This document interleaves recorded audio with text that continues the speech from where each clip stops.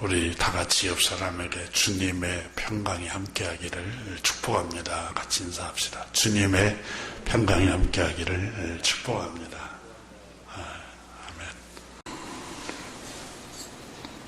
아멘. 수년 전에 다산 정약용 선생이 쓴 문집에 수재기라는 글을 소개한 적이 있습니다.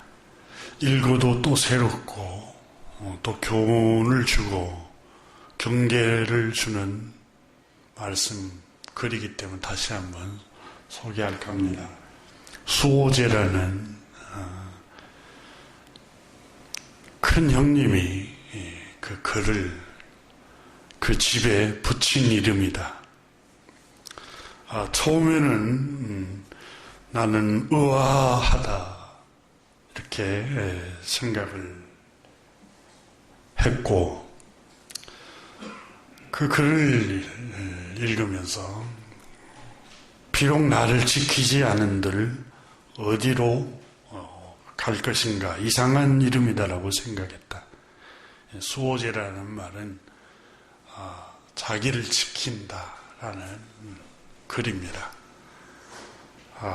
하루는 갑자기 이런 생각을 하다가 환히 깨달음이 마음에 다가왔다.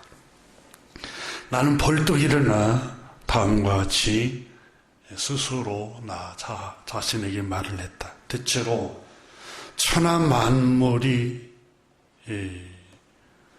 모두 나를 지킬 것이 없을 만큼 내가 내 옆에 있고 난데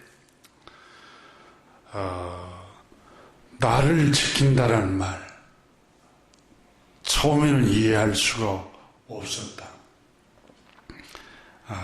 그런데 깨달음이 온 후로 오직 천하 만물을 지킬 필요는 없고 나를 지켜야 한다는 그 의미를 내가 알기에 이르렀다. 내 논 밥 지고 도망갈 자가 있겠는가?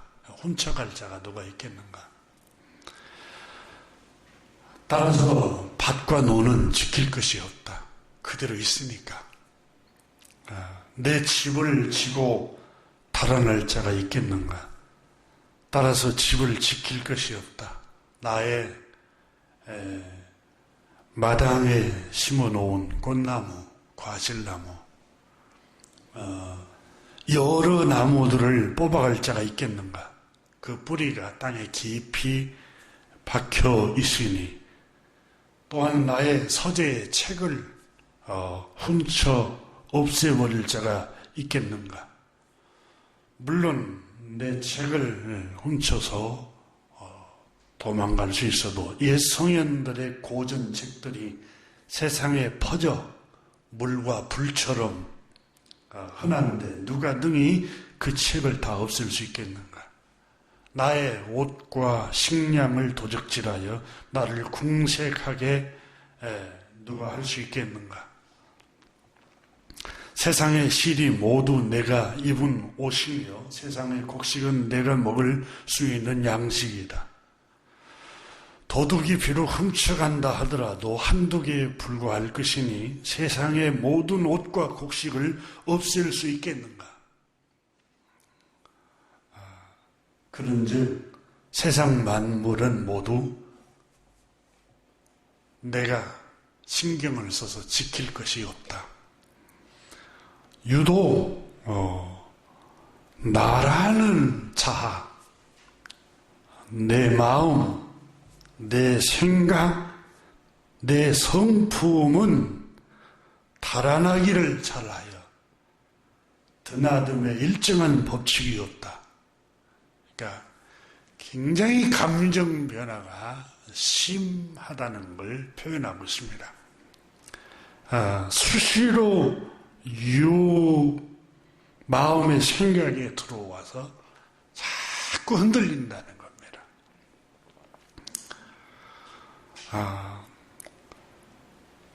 아주 친밀하게 붙어 있어서 서로 배반하지 못할 것 같으나 잠시라도 마음을 살피거나 관리하지 않으면, 나의 생각과 나의 마음을 살피고 관리하지 않으면 어느 곳에든지 가지 않는 곳이 없다. 우리 생각이 여러분 얼마나 많은 곳을 갔다가 왔다가 합니까? 그걸 표현을 하고 있습니다. 이익으로 유도하면 내 마음이 훌쩍 그곳으로 떠나가고, 위협과 재앙으로 겁을 줘도 내 마음이 흔들거리며 심금을 울리는 고운 음악 소리만 들어도 마음이 흔들리고, 푸른 눈썹에 흰 이빨을 한 미인의 요염한 모습만 보아도 마음이 요동되고 생각이 유혹이 되어 눈이 어두워져서 분별을 못하고 냉정한 생각과 냉정한 판단을 못하게 한다. 한 번 가면 돌아올 줄을 몰라 이 마음이 이리저리 흔들거리고 방황하는 것을 표현을 했습니다. 여러분, 우리가 조금 전에 불렀던 찬양,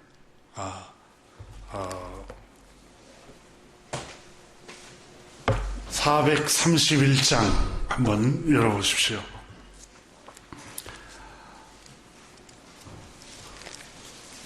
우리 마음이 시시때때로 불안이 들어오기도 하고 근심이 들어오기도 하고, 또 우리 눈을 통해서 유혹이 되어서 그 유혹이 끌려서 마음이 유혹적으로 흔들려 가기도 하고, 늘 마음이 이렇게 파도의 물결처럼 요동하는 걸 다산 선생이 표현을 했는데, 우리 마음을 평안을 누리는 게 바로 찬송가에 아까 불렀던 찬양이 우리에게 평안을 주고 있습니다. 한번 431장 같이 한번 다 같이 불러보겠습니다.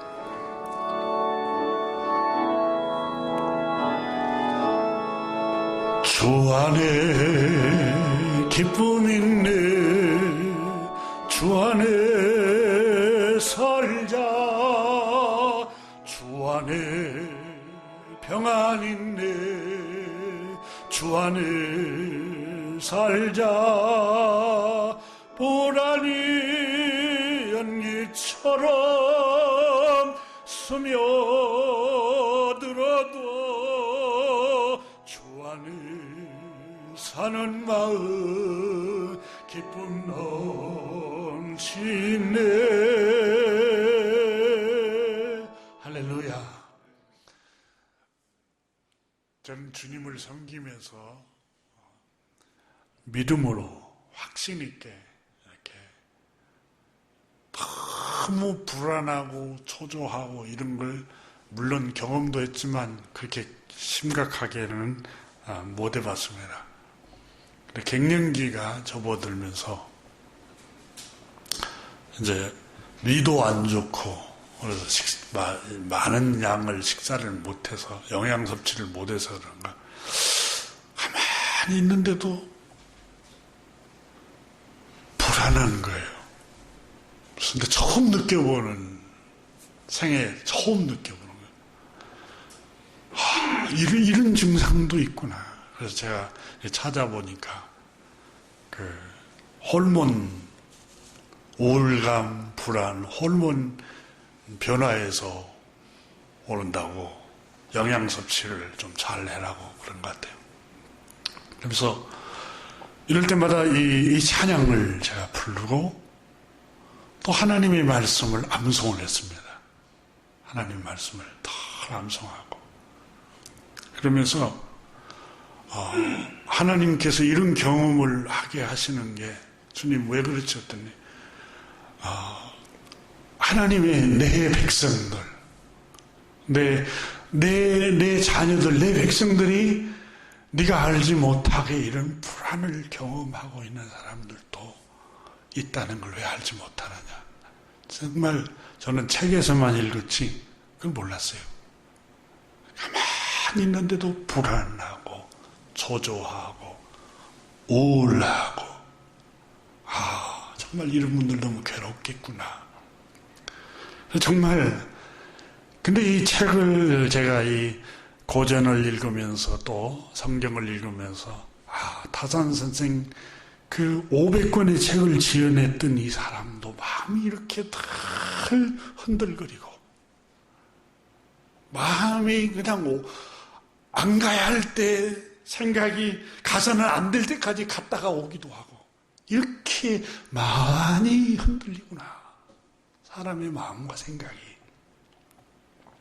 저는 조금 단순한 면이 있어서 조금 덜한 편이었는데 정말 근데 하나님의 말씀에 여러분 빌립보서 4장 6절 7절에 아무것도 염려하지 말고 오직 모든 일에 기도와 간구로 너희 구할 것을 감사함으로 하나님께 아뢰라.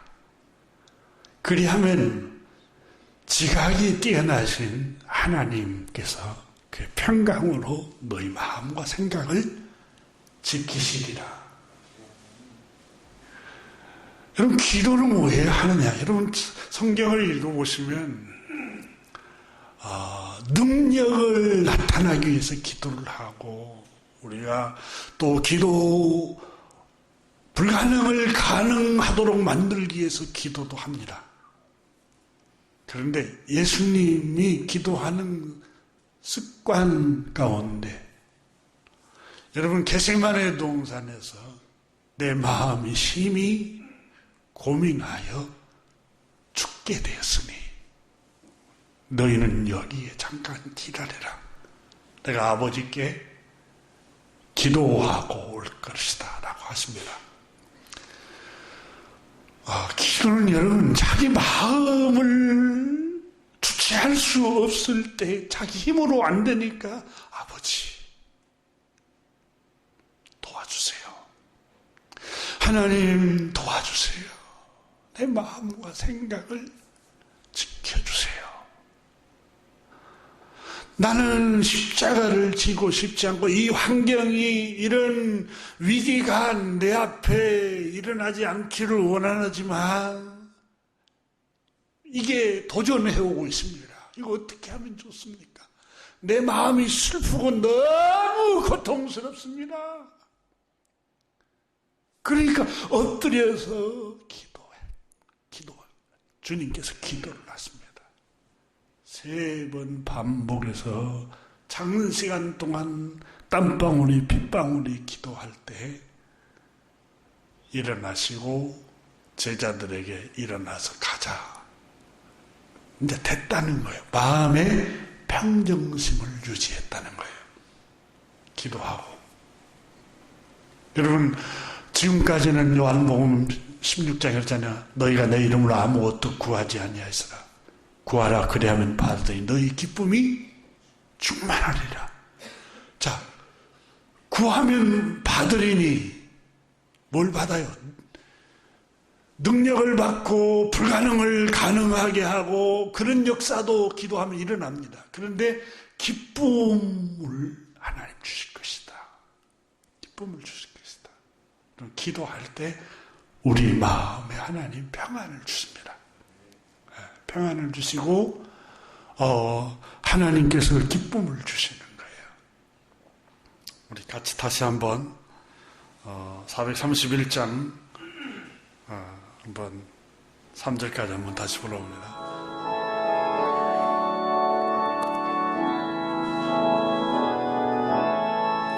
주 안에 기쁨 있네.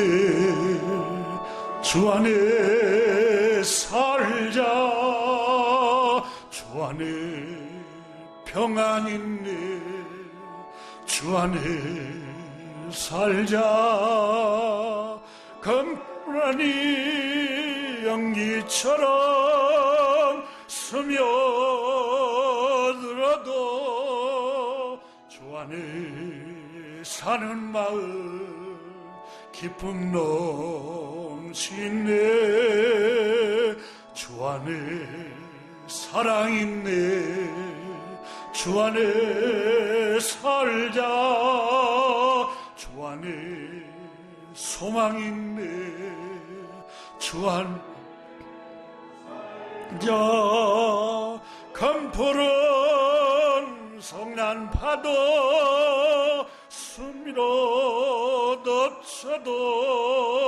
주 안에 사는 마음 평안 넘치네.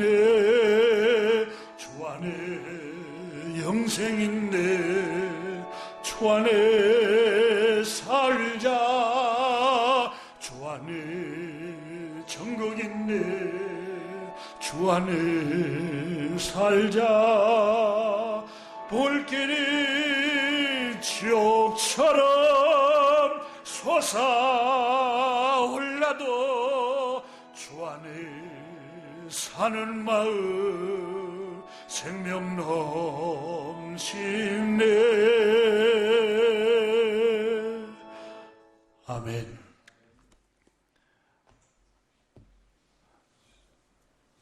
그래서 잠언 4장에 모든 지킬 만한 것 중에 더욱 내 마음을 지켜라 그랬습니다. 지혜자 솔로몬도 그렇게 말씀했습니다. 생명의 근원이 이에서 남이니라. 살고 죽는 것이 마음에 난다 그러세요. 속담에 그러잖아요. 마음 먹기에 달려 있다고. 그러잖아요. 마음 먹기에 달려 있다. 그래서 저 가나안 땅을 눈에 보이는 땅에 놓고 요단강을 건너기 전 하나님께서 모세를 불러가시잖아요. 연세가 많을 때. 나이가 많을 때 하나님이 인간의 생명을 데려가는 것은 정해졌어요. 근데 이렇게 연세가 들어가신 분들을 보면은 굉장히 불안해하는 경우들이 많습니다. 내가 나이가 들어간다는 것 때문에. 또 점점 노화가 되어가고 또 죽음이 가까워진다는 것 때문에 굉장히 불안해하고 또 우울해하고 굉장히 이렇게 다운돼 갖고 살아가는 경우들이 허다합니다. 노인의 외로움이라는 게 바로 거기에서 오는 경우가 허다합니다. 근데 하나님께서 젊은 청년 여호수아에게 그렇게 말씀합니다.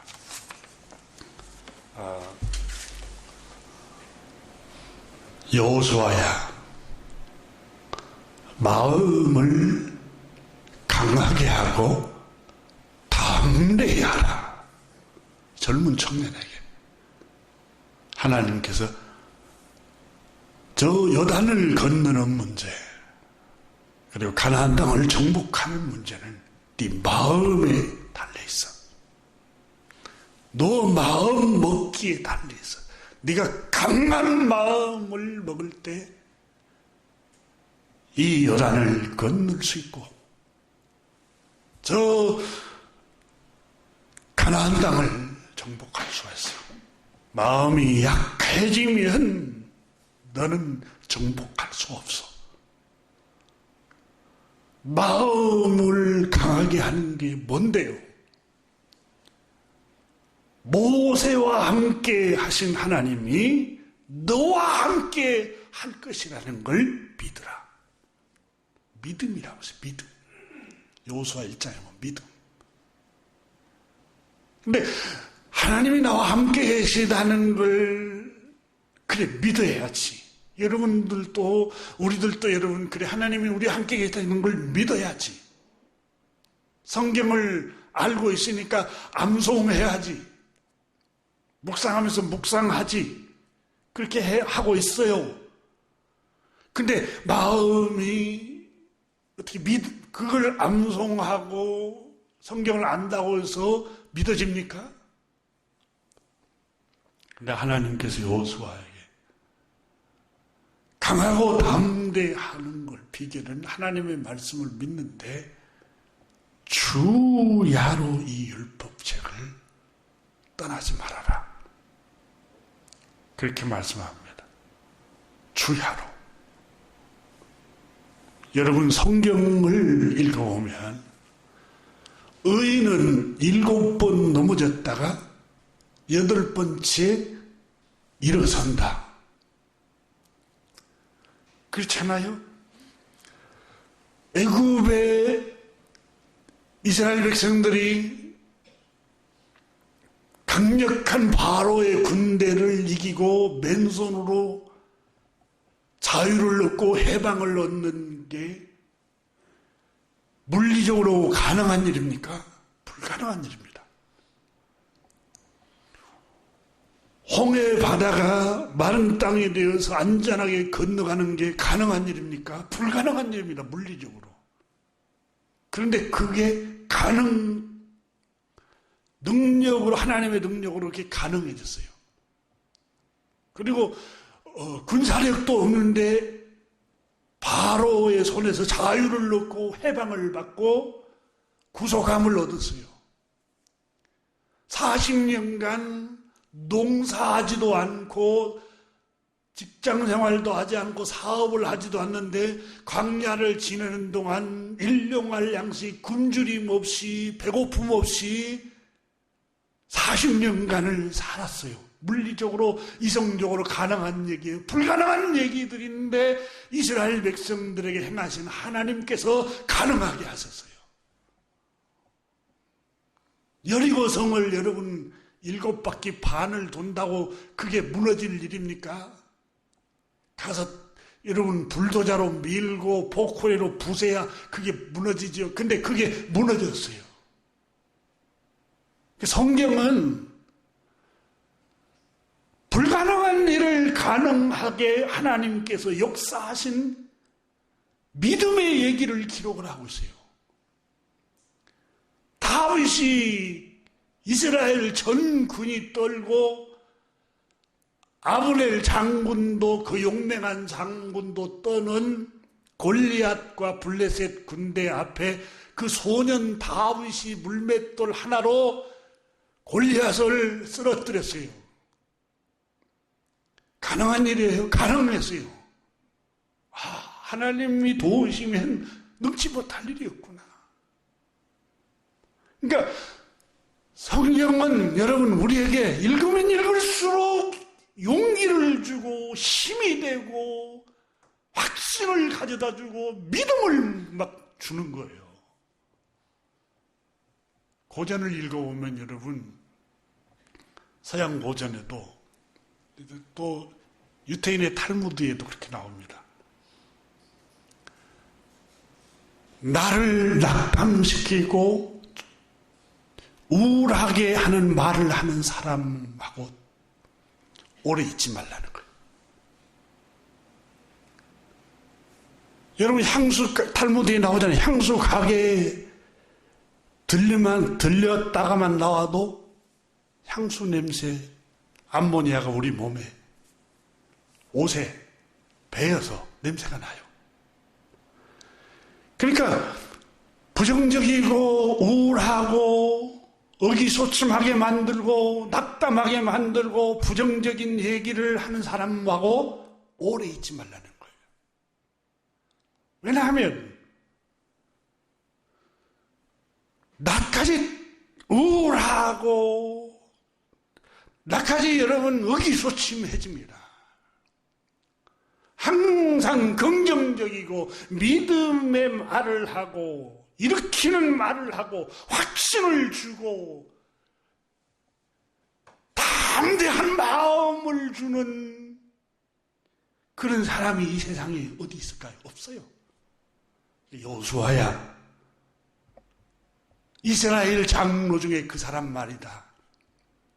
긍정적인 사람이야. 그 사람에게 영향을 받아라. 하나님 그렇게 말씀하시잖아요. 여호수아야, 이 율법책을 주야로 묵상을 하여 하나님의 말씀만이 우리에게 날마다 용기를 주고 세임을 주고 확신을 주고 믿음을 주는 게 하나님의 말씀입니다.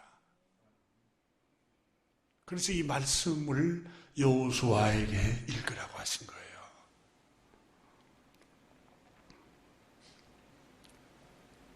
이 험한 세상, 나를 어떻게 지킬 수 있습니까? 음악 소리만 들어도 마음이 움직이고 왔다 갔다 하고 유혹이 되고, 눈으로 유혹이 되고 귀로 유혹이 되는데, 우리를 낙담시키고 의기소침하게 하고 우울하게 하는 일들, 근심하게 하고 불안하게 하는 일들이 너무너무 많은데, 여러분, 하나님의 말씀을 이사야 41장 10절에도 두려워 말라, 내가 너와 함께함이라.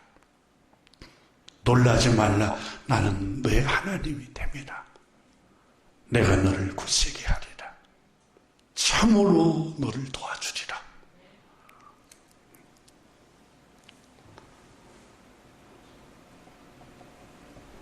오늘 성경에 유대인들은 하나님께서 그 주신 은혜로 택함을 받습니다. 택함을 받았죠. 애굽 땅 노예 생활로부터 해방을, 구속함을 받고 자유를 얻었습니다.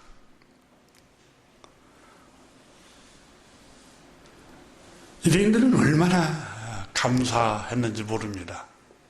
출애굽기 15장에 보면 애굽 땅 바로 압제에서 해방을 받아서 이제 홍해바다를 건너서 이스라엘 전 백성들이, 여자들 미리암을 위시해서 소고를 치고 악기를 동원해서 하나님께 찬양을 부르며 감사를 했습니다. 빈손인데 군사력도 없는데 하나님께서 애굽의 바로 왕을 홍해바다에 던져버리시고 우리는 승리했다 하고 노래를 했어요. 하나님께 감사를 드렸습니다. 광야에 40년간 굶주리지 않고 안전하게 하나님께서 생활할 수 있도록 은혜를 베푸셨습니다. 농사도 하지 않는데 일용할 양식을, 먹을 것을 주시니 얼마나 감사하겠어요.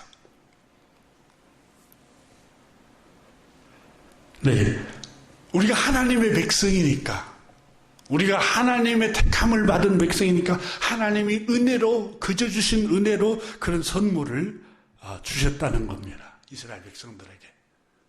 그런데 그게 얼마나 황송한 일입니까? 왜 나에게만 그런 은혜를 베푸실까? 그 은혜에 어떻게 갚을까? 그 황송함을 어떻게 하나님 앞에 감사를 드릴까? 이렇게 더 겸손하고 더 하나님 앞에서 죄송한 마음으로 하나님의 이름을 높이고 그 이름을 영광스럽게 하고 이렇게 했어야 될 이스라엘 백성들은, 이 사람들은 오히려 그걸, 우리가 하나님의 택한 받은 백성이기 때문에 우리는 이렇게 안전해, 우리는 하나님의 백성이야, 그 확신이 아니라 의로움으로 바뀌어버린 거예요. 의로움으로. 이스라엘 백성들을 하나님께서 그 땅에서 구원하신 놀라운 사건은 길이길이 그 이름을 찬양하며 우리 힘으로 된 게 아니라 하나님의 은혜로 여기까지 왔습니다. 이 찬양을 드려야 할 백성들이 오히려 우리는 홍해 바다를 건너온 백성이야. 바로 임금은 홍해 바다에서 수장됐지만 우리는 살아남고 우리는 하나님의 백성들로 택함받았기 때문에 안전하게 보호받고 이렇게까지 온 사람들이야. 이 의로움이 된 거예요. 의로움이. 여러분 에베소서 1장을 한번 같이 보십시오.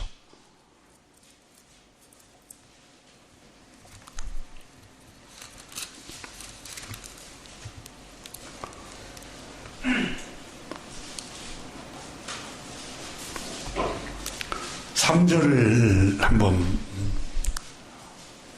5절까지 6절까지 한번 봅니다. 찬송하리로다 하나님 곧 우리 주 예수 그리스도 아버지께서 그리스도 안에서 하늘에 속한 모든 신령한 복을 우리에게 주시되 복을 우리에게 주셨어요. 신령한 복. 영적인 복을 주셨다고 그러죠. 그 창세전에 그리스도 안에서 우리를 택하사 우리로 사랑 안에서 그 앞에 거룩하고 흠이 없게 하시려고 그 기쁘신 뜻대로 우리를 예정하사 예수 그리스도로 말미암아 자기 아들들이 되게 하셨으니 예수 그리스도를 통해서 하나님 자녀가 되게 하셨다는 거예요. 6절에 왜냐하면 우리는 택한 백성이야.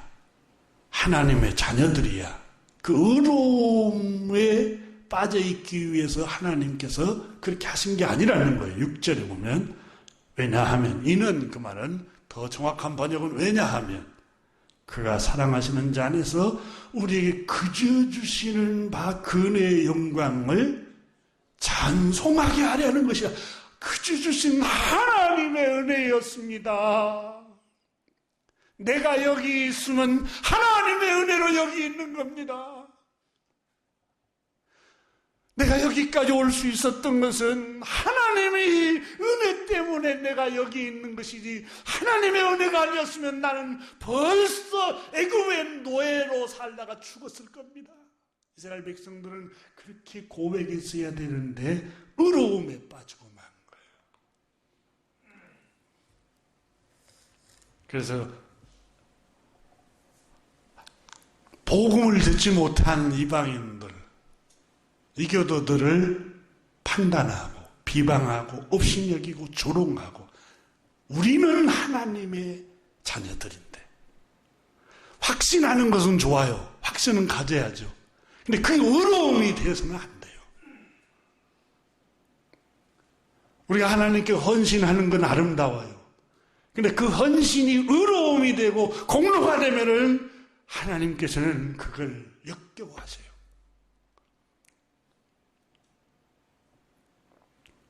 유대인들이 확신을 넘어서 자기 공로에 취해 갖고 있는 거예요. 그래서 바울 선생은 유대인 여러분은 이방인들과 같이 똑같은 죄인들입니다. 우리가 무슨 죄를 졌다고요? 하나님을 섬기는 백성이요. 하나님을 예배하는 백성들이요. 우리 선조들에게는 믿음의 선조가 있었고 또 우리는 예배가 있고 할례를 행하는 백성이요. 절기를 지키고 계명을 지키는 백성들인데 왜 우리를 죄인이라고 말하고 있는 것입니까? 이렇게 유대인들이 반문할지 몰라도 당신들의 내면에는 악으로 가득 차 있고 위선된 삶이 가득 차 있습니다. 마치 무덤이 열린 그 시체 썩은 냄새처럼 부패한 사람들입니다. 여러분 내면은 사람 앞에서는 옳게 보일지 몰라도 경건하고 의롭고 이렇게 종교적이고 이렇게 보일지 몰라도, 도덕적으로 보이고 윤리적으로 보일지 몰라도 여러분 내면은 부패하기 그지없습니다. 여러분은 위선자들입니다. 이걸 2장에서 말씀을 하시고 3장에서 계속해서 말씀을 합니다. 3장 9절부터 12절에 보면 그러면 어떠하냐? 우리는 나으냐? 우리란 말은 바울 선생이 유대인들, 우리. 결코 아니라 유대인이나 헬라인이나 다 죄 아래에 있다고 우리가 이미 선언하였느니라. 이교도들이나 유대인 우리도 똑같은 죄인들입니다. 기록하기를, 성경에 기록하기를 의인은 없나니 하나도 없다고 이미 말씀하였습니다.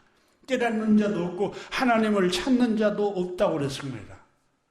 다 치우쳐 함께 무익하게 되고 선을 행하는 자가 없나니 하나도 없다고 성경에 이미 기록되어 있습니다.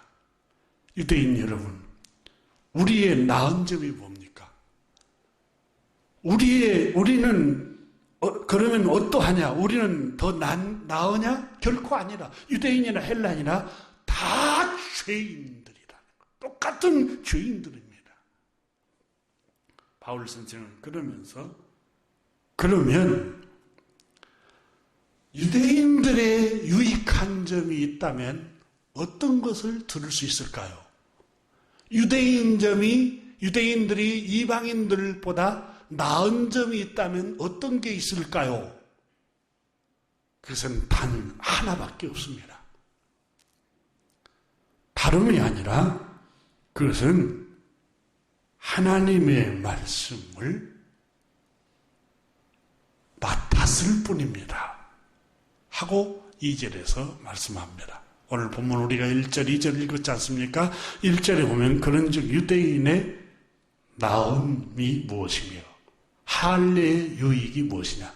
너희들이 할례를 받았다고 의롭게 생각하고 우리가 유대 백성이라는 것 때문에 의기양양하고 자만한데 도대체 우리 유대인들의 나은 점이 무엇이며 할례의 유익한 점이 무엇이냐. 할례를 얘기해놓고 언급도 안 해버립니다. 그리고 2절에서 뭐라고 말하냐면 범사에 유익한 점이 있기는 있다고 하지만 우선 첫 번째 제일 큰 나은 점이 있다면 하나님의 말씀을 맡은 관리자 역할을 했다는 겁니다. 청지기 역할을 했다는 겁니다. 공동 번역은 이렇게 번역했습니다. 그러면 유대인의 나은 점이 무엇이며 할례의 이로운 점이 무엇이겠습니까? 과연 여러모로 많이 있습니다. 무엇보다도 하나님께서 유다인들에게 당신의 말씀을 맡겨주셨다는 사실입니다. 말씀을 맡겨주신 것 외에는 유익한 점이 없다는 거예요.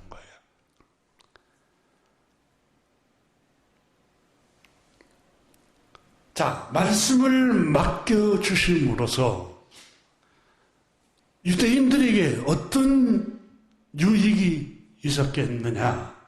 한번 여러분 생각해 보십시오. 하나님의 말씀이 유대인들에게 맡겨졌을 때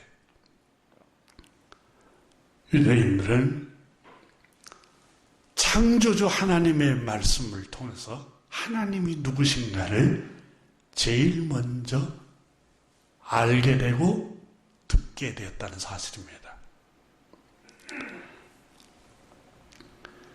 자, 유대인들에게 이교도, 이방인들이라는 이교도들과 차이점에서 더 나은 점이 있습니까? 없습니다. 그 말이에요. 바울 선생은. 유대인들은 특별한 존재가 아닙니다. 여러분은 의로운 존재도 아니고 특별한 존재가 아닙니다. 여러분 스스로는 의롭게 생각하고 공로가 있다고 생각하고 하나님 백성이라고 확신을 넘어서 의로움으로 생각하면서 하나님 백성이 아닌 이교도들을 멸시하고 판단하는데 여러분은 하나님 앞에 죄를 범하고 있는 겁니다. 자, 여러분은, 유대인 여러분, 하나님이 여러분을 은혜로 먼저 택하셔서 생명의 말씀을 맡은 자에 불과합니다. 그런 의미입니다.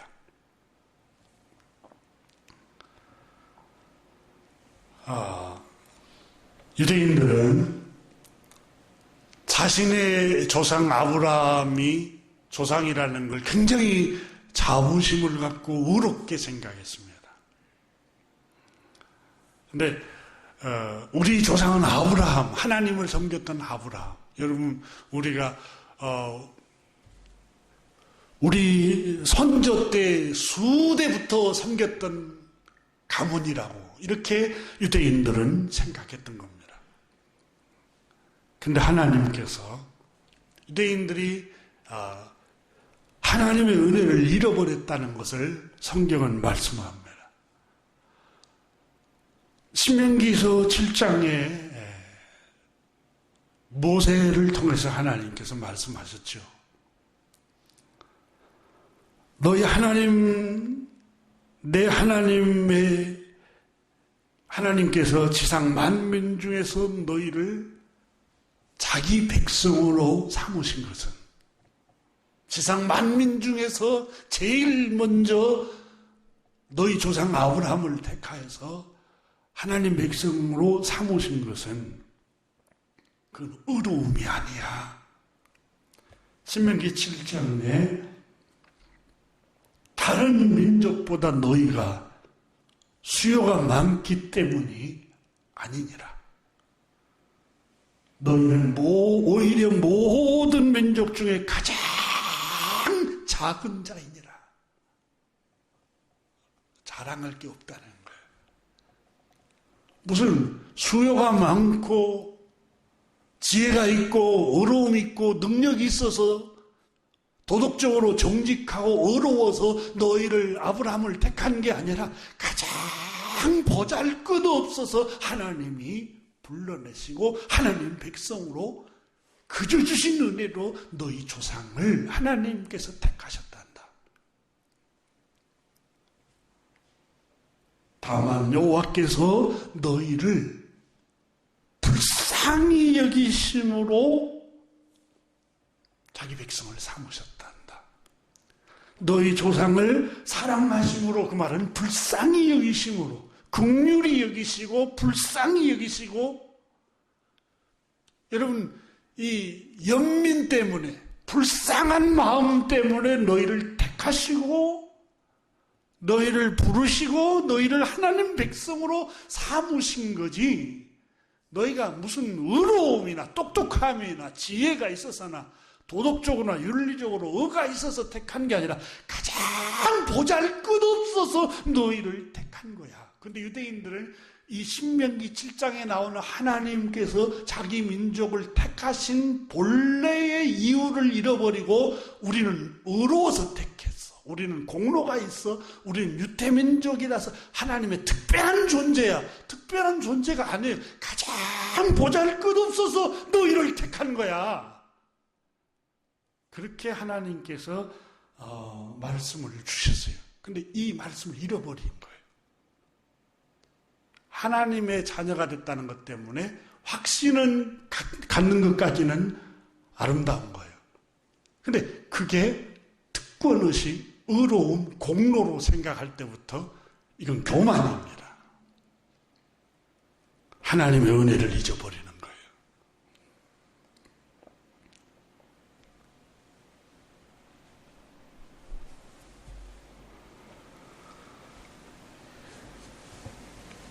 이스라엘 백성들이 애굽의 노예 생활을 했잖아요. 430년간. 하나님께서 애굽 땅에서 노예와 종노릇 하는 이스라엘 백성들을 택하셔서 구속하시고 해방을 하고 자유를 주십니다. 근데 자유를 왜 주십니까? 왜 해방을 합니까? 출애굽기를 읽어보면은 히브리 백성들이 탄식과 학대와 고통과 슬픔과 불안과 두려움 속에서 다 울며 기도를 해요. 하나님 구원해달라고.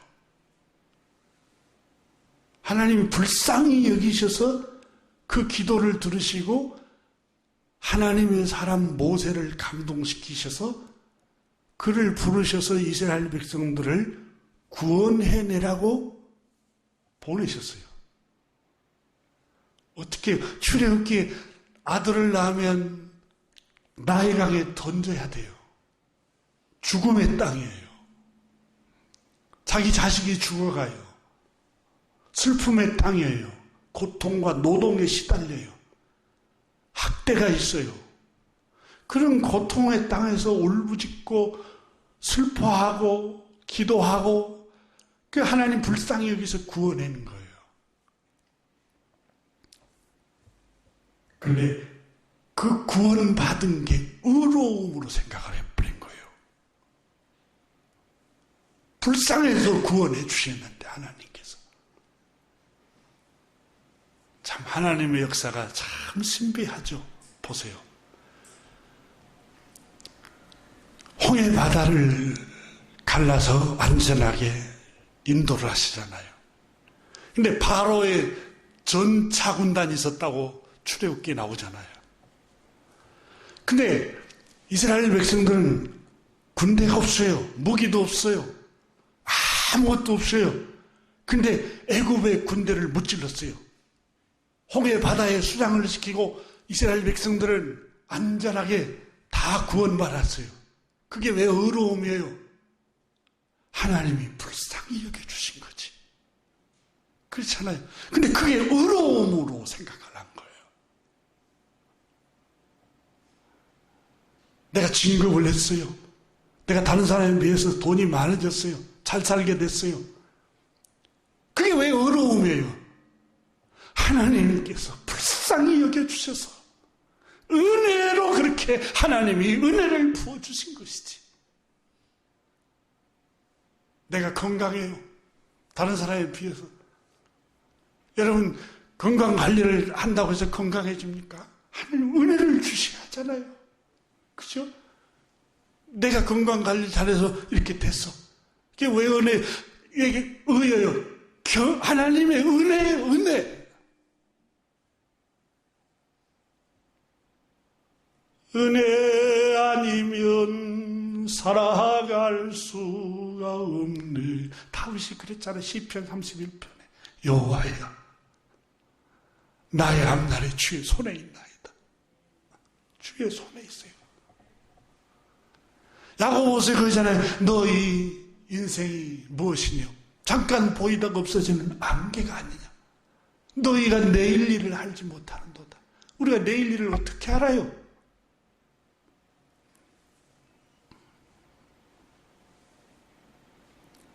하나님의 은혜를 주시니까 여기까지 온 거예요.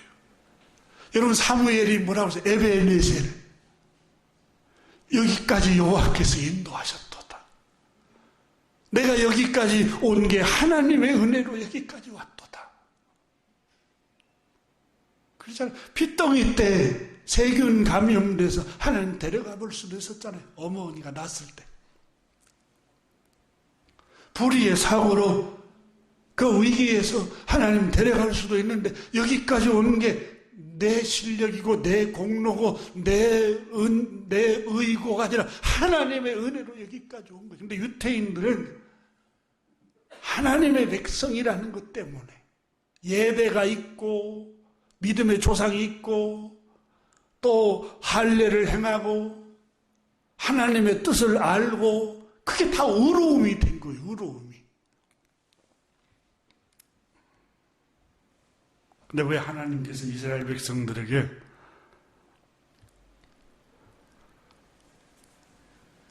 그렇게 훈련을 했을까요?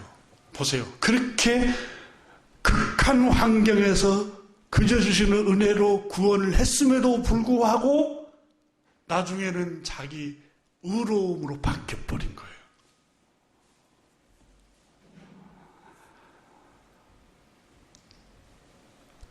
요셉을 창세기를 읽어보면 요셉이 30세에 총리가 되잖아요. 노예로 팔려와서. 근데 나중에 형들이 양식을 구하러 왔을 때 뭐라고 고백합니까? 형들에게 원수를 갚지 않고 용서합니다. 형님들 두려워하지 마세요. 탄식하지 마세요. 하나님께서 저 가나안 땅에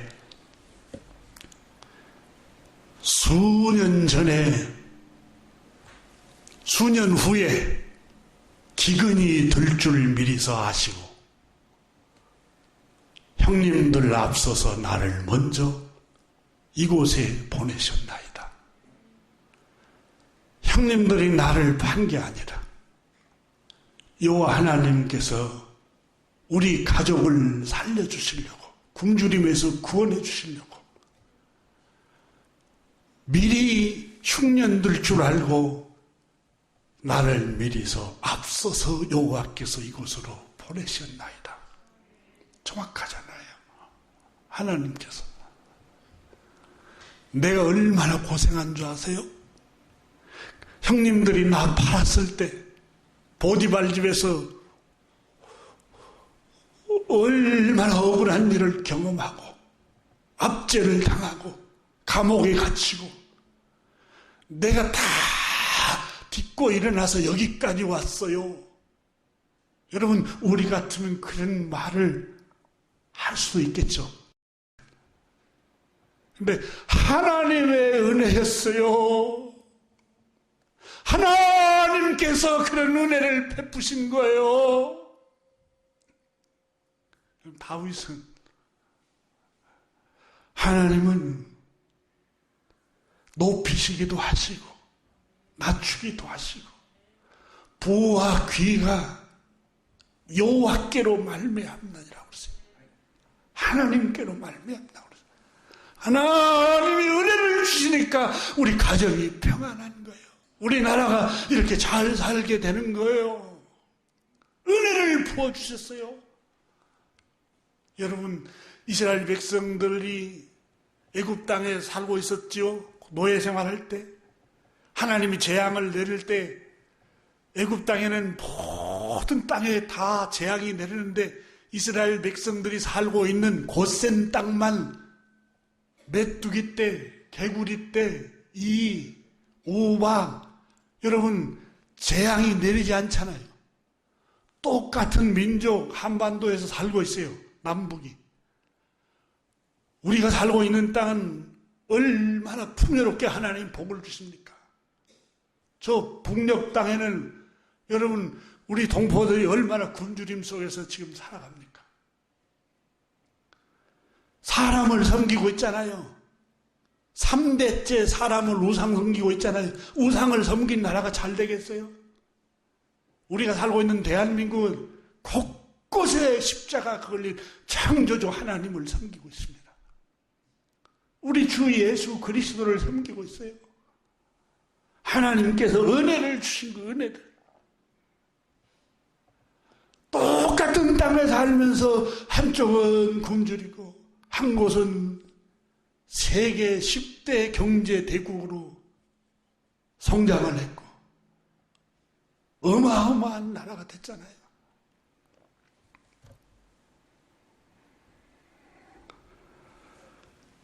유대인들 오늘 성경에 바울 선생이 그렇게 말합니다.